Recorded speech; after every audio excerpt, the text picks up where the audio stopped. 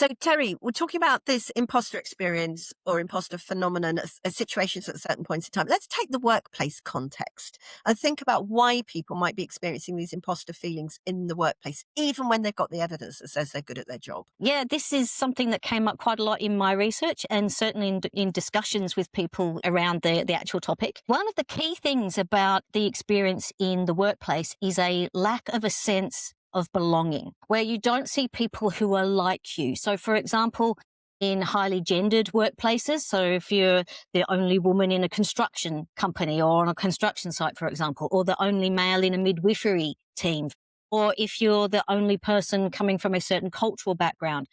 And whilst the organisation may believe it's doing all it can for equity, diversity, inclusion, it's the belonging piece that we miss.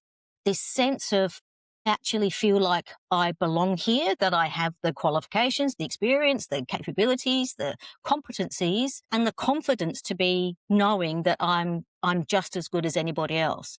And sadly, the workplace is where we see this coming up time and time again, where people do find themselves in a space where, for one reason or another, and it could be for qualifications, it could be from social background, it could be from social class, that people tend to feel that they have to work harder than other people to prove themselves. And so this sense of perfection is elevated, and when perhaps they see themselves coming up short, even though everybody else around them believes them to be absolutely competent and capable of doing what they've been employed to do, this sense of otherness and a sense of I shouldn't be here creeps in, and that's when the imposter phenomenon starts tapping on your shoulder. That sense of belonging is so important. Yeah. And if you feel it, fantastic. But if you don't, then you'll know what we're talking about.